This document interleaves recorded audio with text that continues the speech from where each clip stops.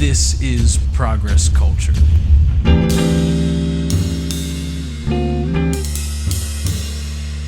Progress Culture is a weekly happening where master drummer Paul F. Murphy and I share live improvised music and impromptu conversations with people from various fields and expertises about community, value, art, science, freedom, and progress for all. We are excited to share it all with you, so have a listen and see what's going on this week on Progress Culture. Now, let's get into the show. But first, let's hear some music.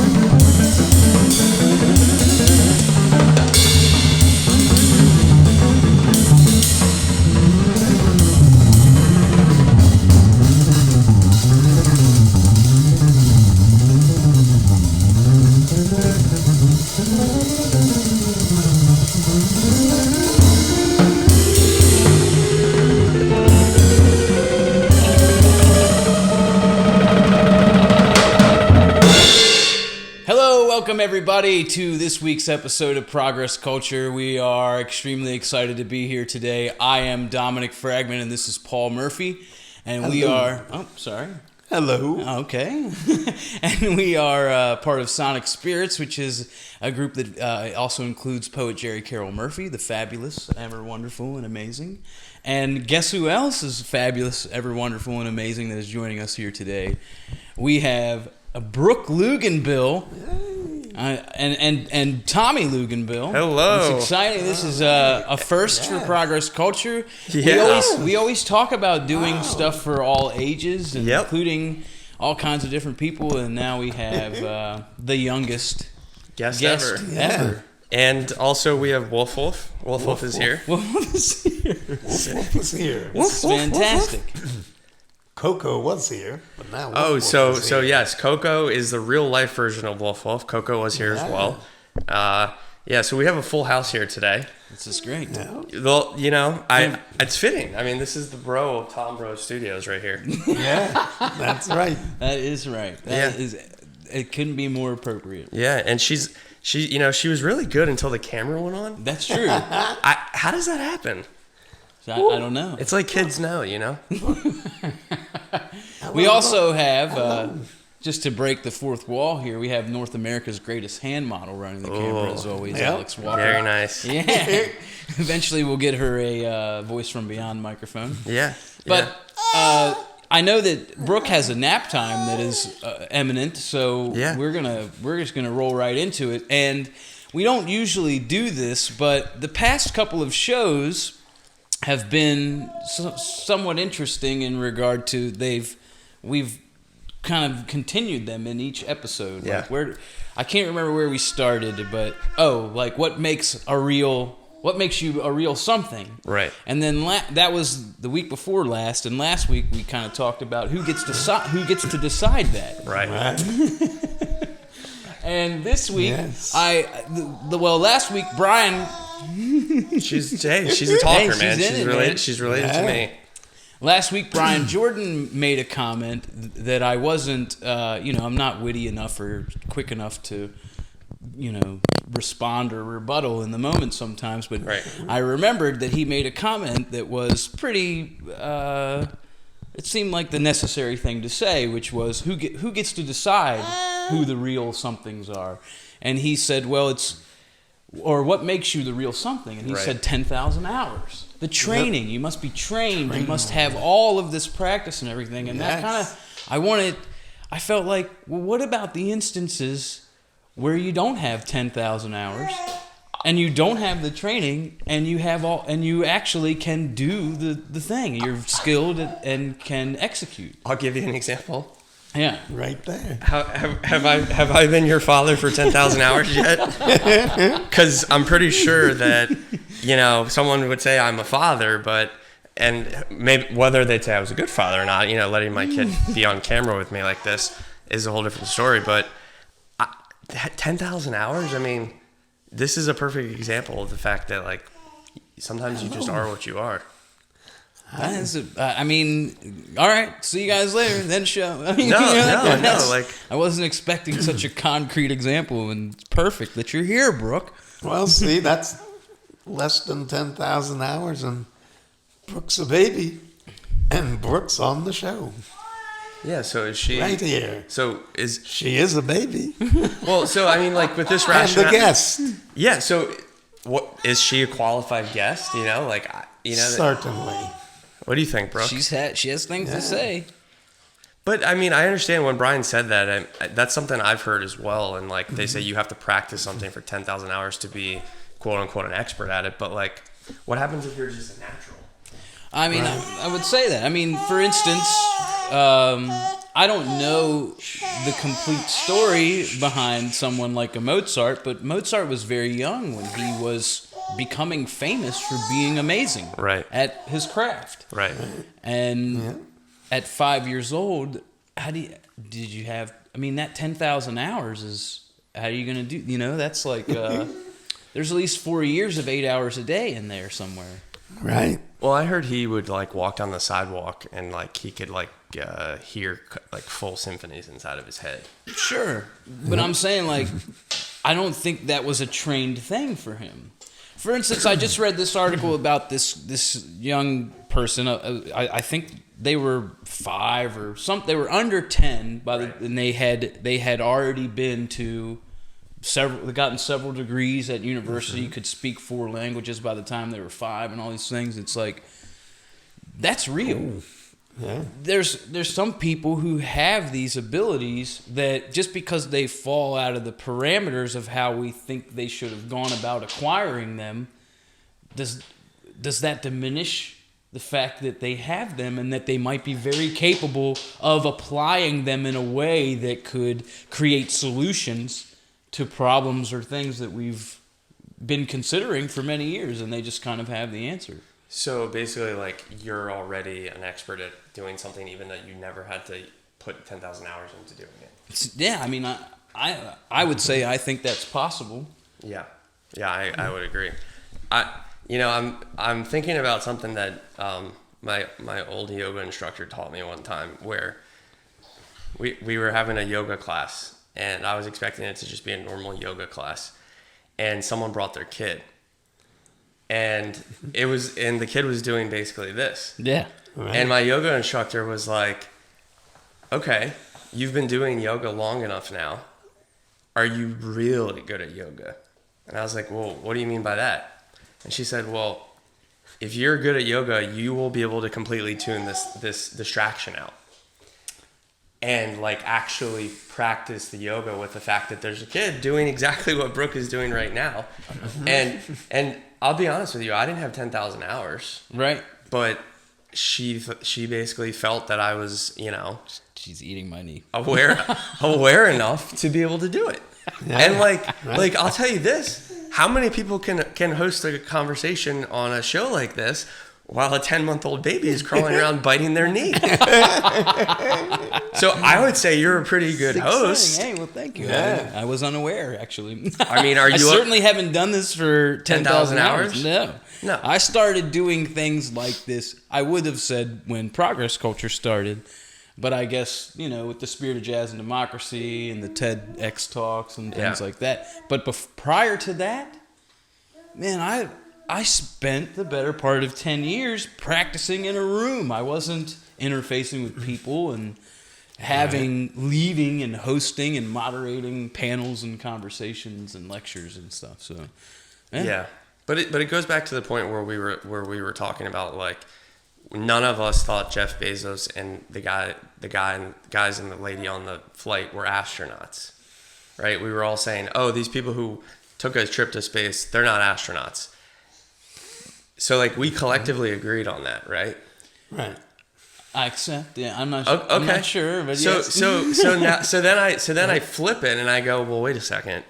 How come like Mozart can be like a world class composer without having to practice, and we're all like, yeah, he at age 5 he was an expert. So you know what I mean? It's like it's very dichotomous. And I would ask, and I guess you're the best person here suited to answer this kind of question, although I don't know that it's a question that we can answer. But is there something about our current juncture in time, the contemporary time period, intellectually, spiritually, emotionally, whatever, that makes us sort of more conducive to requiring, is our mindsets now more into saying that somebody's an expert after we know that they have the 10,000 hours, whereas before it wasn't necessarily so much the credentials that you had, it was more the fact that whether or not you could do it. Is that something that has become more of a thing now than it used to be? I think that it's been that way all along. It's just we haven't had as full of, let's say, educational systems as we do right now. I mean, right now there's hundreds, thousands of colleges and universities. Yeah. Whereas 2,000 years ago, there wasn't. Mm-hmm. But that didn't mean that you were not allowed to or able to learn whatever it was that you wanted to learn. But at the same time, there would be a few that really didn't need 16 years to learn how to interpret the law or to learn how to grow food on a farm, Yeah. Yeah. or to learn how to create the military. I think it goes back to like, and I've brought this up a few times that I've been on here. I feel like our society hates the idea that some people have X factors. Some people just have X factors, and not the TV show with Simon Cowell, but certain people just have innate abilities to do things. It doesn't mean that they don't need to practice to get better. It doesn't mean that they aren't really, above the idea that they need to hone in on their skills. But some people are just born to do things. Like, okay, we're talking again about a baby, right? I can tell you right now that Brooke loves animals, loves them. Oh, yes. Okay. Did she have to be around animals for 10,000 hours? Did I have to witness her, taking care of an animal? No. Like, it's just whenever she's around an animal, she goes nuts. Right. And she hasn't even been all the way around the sun yet. So I mean, if we're applying that to other things in life, like, sometimes we just got to accept people are better at things than we are, and they didn't have to practice. Right. And maybe we have to call people what they are based on just seeing the proof in the pudding. I mean, I've said that before. So I think tough. I think it does fit also, like, I guess I'm thinking of how do we go about doing that, and I think we've already answered that question in this little series of episodes that was something to do with what you said about Malcolm Gladwell and his hiring process. Yeah. Where he just he won't go through the stack of resumes. No. He just goes, I'm going to try this person. Yes. And I don't know, man. I mean, look, I think I've heard people say before, especially when it comes to like being a parent, like you can be someone's father, but like you have to like learn to be their dad. You know what I mean? I don't know if that makes sense, but sure, it's kind of like some things can just be given, other things have to be learned, and like again, because it's very topical right now, there are probably many things that I don't understand about being a dad that I still have to figure out. But you will. Yeah, but like it or not, like I am somebody's father. You'll love it. Yeah. So.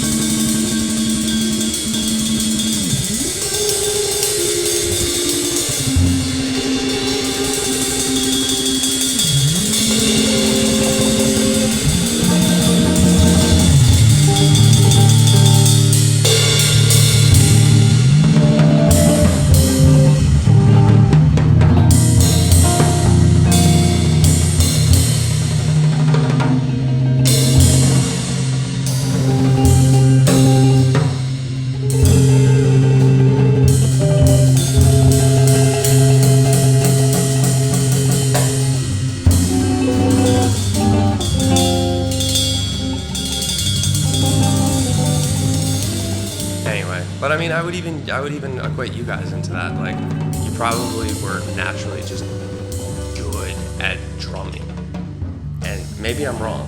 I don't know. Well, I'll say this: I had an interest in it at a very, very young age. Yeah. Because I was surrounded with it in the house I was in. Right.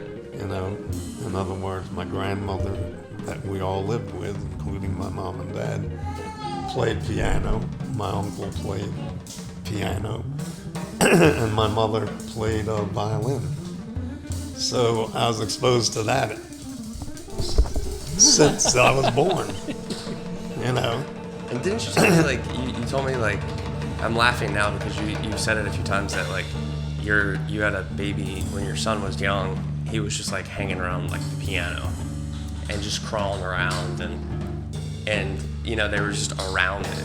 And it's making me laugh now because I'm like, Well, I mean, my son, Sonny. Yeah. Like, Jerry had him at like 6 months old. My wife, Jerry, would take him over to my drum set, and she would basically just hold him a little bit above the snare drum. Yeah. And he would actually play on it with his feet, and he'd be laughing like he really actually enjoyed it. And later on, you know, he learned how to play guitar. And he was in a band in high school and everything. And, you know, now he's a firefighter. So, like, I'm kind of laughing now because I'm like, oh God, am I dooming this kid to be like a newscaster right now? You know, like she's just like, well, I was 10 months old and they just had all these lights.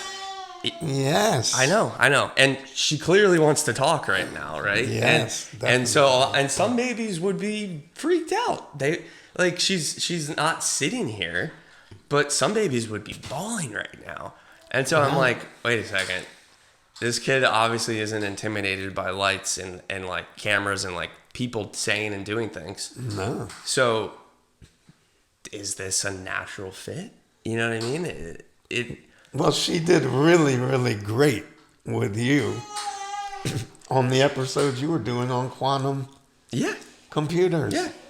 I mean, quantum computing for babies. It was fantastic to see it. But now the danger is she probably is learning how to talk, which is probably why she's annoyed that we're sitting here and we're yapping, and she's like, "Well, why doesn't nobody listen to me yapping?" Right.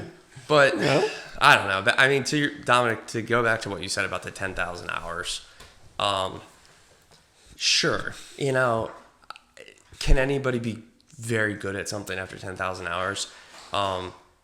I used to play baseball as a kid, and I'm not going to say who it was, but there was a teammate of mine, and their father wasn't the most athletic person in the world, but he loved baseball. And what he did was, like, he wanted to participate in practices with us. And so I think he did something like went out and practiced throwing a baseball for 10,000 hours. Wow. And I remember, like, he then became our batting, our coach for batting practice. Yeah. And so I'll say this to you. Could he throw perfect strikes? Yes. Did it look natural when he was throwing you batting practice? Absolutely not. It looked like a pitching machine. But guess what? 10,000 hours, and he was throwing right down the middle. Yeah. But was he a good pitcher? Interesting. All right. Probably you know what I mean? Not. No. Yeah. No. So what you're kind of also saying is that just because you have the 10,000 hours and the credentials doesn't necessarily make you a good this or that. But it puts you in the workforce. Yes. I like the way he just said that. It puts you in the workforce. You have a seat at the table. You're not but you're not at the head of the table. You're not the one driving the conversation. You're speaking and you're getting along and you're with the people that are doing it. But you're not it. Right. Look, and I don't want anybody to think I think oftentimes I forget to give the state that a lot of the times when I ask the questions, it's not necessarily that I'm saying that the convention is bad. Right. For instance, here I'm not saying that having training and putting in the 10,000 hours is like BS. Yeah. I'm not saying that at all because I mean I've done that, and I have benefited from it. But I also don't meet a lot of the criteria from the, those conventional ways of doing things. And I like to just, ask these questions because I think, the whole idea here is supposedly to help illuminate the mindset of creativity and all these things. And I think that not taking for granted the kinds of things that get said, like those staple things that get said that, when you start to question them, you might find a different mode of doing or a different reason for doing that produces just as valid results. Well, so how about something like maybe in certain situations 10,000 hours makes sense to be an expert. So again, let's be topical because there's a 10-month-old crawling around screaming while we're talking. Okay, so Brooke, as a human being, needs to practice walking for many hours before she learns how to walk, right? So that she can be an expert person who walks. That is just something she has to practice. But for her to be a good person, like a good human being, is she going to practice 10,000 hours of being a good human being? So there's like different things in life, I think, where the 10,000 hours make sense. But then there's also things in life where I just don't care how much practice you do. You're just never going to be it. Right. Yeah, that's true. But maybe people out there could correct me if I'm wrong. Maybe you can practice being a nice person. I think that you can. I think that you can do that. I think there's probably most anything that you can put time into practicing and move it. Let's not even say improve or anything like that. You can move it in a different direction. Yeah. If you want to take something in a different direction, you must be very intentional about it. For instance, this topic about walking. And now, is she going to practice walking? Yeah, she's going to practice walking until she gets it, just like the rest of us. Do you practice walking anymore? Not intentionally. Right, you just walk. But there are ways that you could improve your walking. For sure. Right. So, if you wanted to put that intention into something. Now, I don't know. I don't know if I have any suggestions for how somebody could practice being a better person. Actually, that's not true, because that's like sort of what the whole we base things on here is I do think that the mindset of creativity and innovation and improvisation feeds into those things, the positive community values, being a better person, right? We say that in our events: mutual listening, open communication, positive interaction towards progress, and the exploration and embracing of different ideas and perspectives.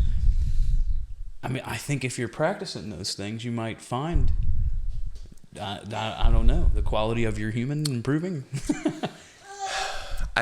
I think, but I also think like there has to be a part of the human that's already receptive to that. Sure. Like, open. Yeah, because I look at, I don't know, man. I hate to go on the polar opposite, but I look at like extreme examples of like super evil people. Mm-hmm. And I'm like, they practice real hard how to manipulate people. Yeah. There are like actual formulas for like how to like to be bad. Sure. But I also think that that's because they were predisposed to be that way. You know what I mean? Like, can they practice it out of them? Like, get the sociopath out of you. Like, practice it out. I don't know. I wonder what would, like if you were totally oriented that way. Yeah. Well, as I say that, I think that the only thing that would is your own will, or the one's own will. If you desired, again, then here we go. As I say that, I know plenty of people who have major addiction problems that would love to be rid of them, but maybe that is something different. I don't know. I don't know. I guess I keep coming back to this idea of like, maybe to be something 10,000 hours can get you that title.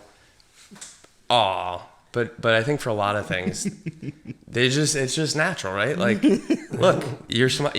Brooke, are you enjoying yourself? Yeah, did you have to practice that? No, not at all. And I can tell you this much: she's great for ratings. She's great for ratings. I expect to see more of you watching. That's right. I mean, maybe we won't have a baby running around every week, but you like them flowers? Well, she's truth, love, and positivity. That's true. That's what she is. That's what she's showing. It's true, and it's there's a certain thing about kids, I think, that and Brooke, forgive me for saying this, but she hasn't had an opportunity to do anything bad yet. Right. And there's something very nice about that, where for a fact that this human being has not cheated anybody, stolen anything, intentionally hurt anybody, and it's very pure. And so you gotta dissect that, and then you have to ask yourself back to the original point, which is, some people think that by this age, whatever she's gonna be good at, she's already good at it. Right. Mm-hmm. And so how does 10,000 hours make any difference upon that? I don't know. Anyway, I think Dominic's frazzled today. I'm having trouble paying attention. You're doing great, Brooke. I don't know how. Well, she really likes you, so hopefully that That's makes you feel good. Yeah, it does. I wish that I had some way of saying something that made sense about all this. But maybe it doesn't have to make any sense, I mean, sometimes to be fully transparent and honest with all of you, I mean, the people watching and listening too, it's like, I feel the weight of that very often. I got to make this mean something. It can't just be a happening, there has to be some takeaway for people. And I feel real weird about that, because that's not really life, Life isn't always sometimes it's just a happening that I feel like just being there for it.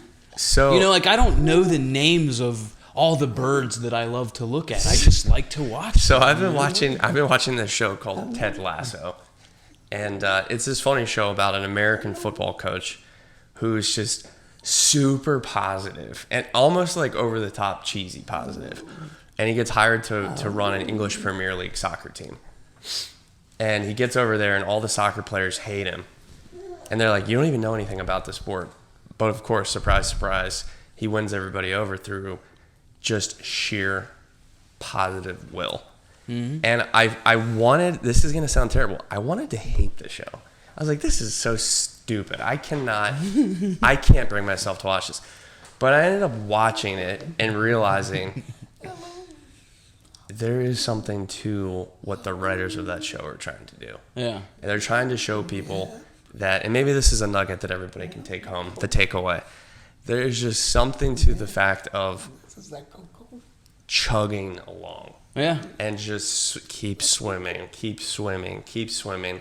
When life gets you down, the guy on the show says, be a goldfish. And everyone goes, why? And he goes, because a goldfish only has a 10-second memory. Yeah.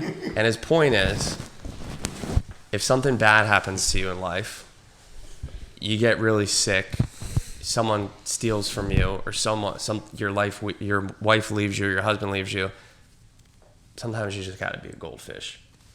You got to have a 10-second memory, and you got to move on. I love that. So there you go, guys. Yeah. There's your nugget. Other than that, it's been a crazy episode with a baby running around. She's due for a nap in 3 minutes. Yeah. So you know what? Well, how about this? Brooke, bro of TomBro Studios, it's time for you to go to sleep.